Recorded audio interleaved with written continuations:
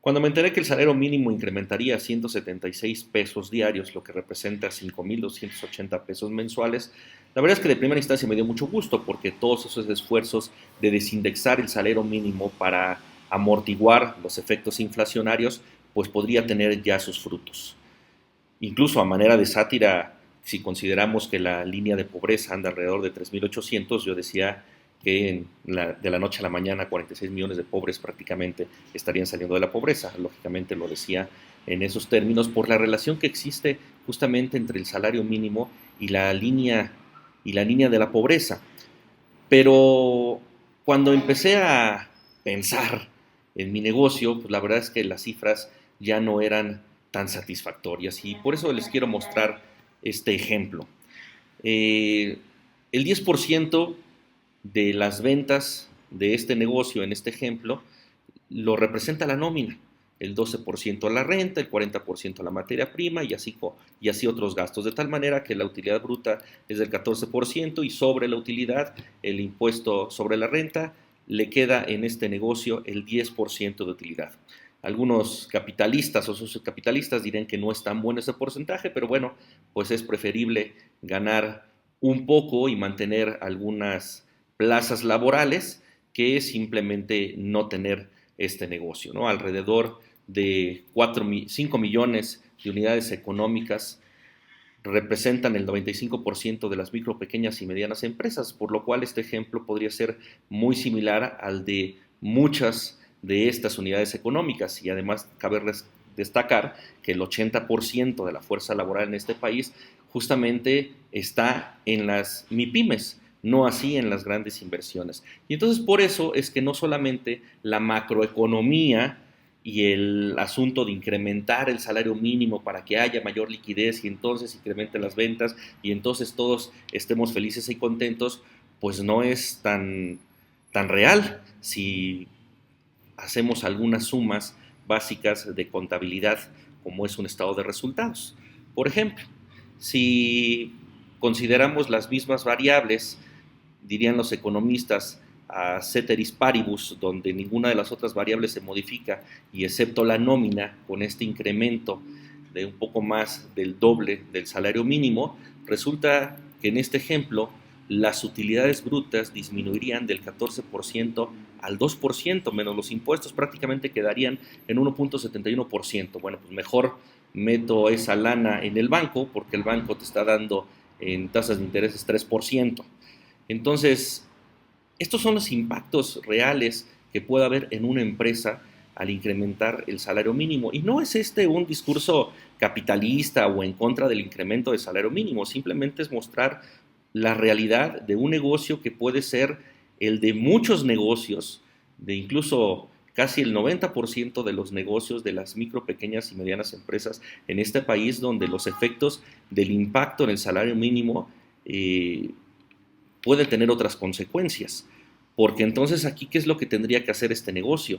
Si no puede amortiguar con las ventas y las utilidades este incremento, pues tendrá que despedir gente porque no podría disminuir los salarios. Y entonces esos despidos terminarían en disminuir una fuerza laboral o llevar a la fuerza laboral al sector informal. Si a esto le ponemos algunas cifras para que sea un poco más sencillo de mostrar, si le ponemos, por ejemplo, ventas mensuales de 100,000 pesos, es decir, para que sea más fácilmente de identificar, prácticamente este negocio estaría ganando mensualmente 1,700 pesos, menos que el propio salario mínimo. Entonces es mejor ser trabajador que hacer inversión. Lo que se requiere, no ir en contra de este incremento de salario mínimo, pero sí plantear cuáles son las condiciones reales de un negocio.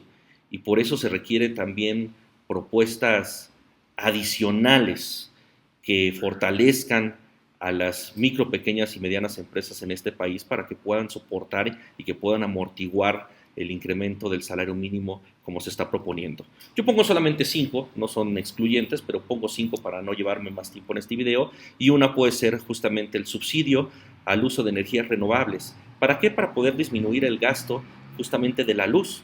Yo llevo más de 5 meses solicitándole a la Comisión Federal de Electricidad que me cambie el medidor a bidireccional porque yo ya tengo paneles solares y sin embargo la burocracia de CFE no me lo ha permitido.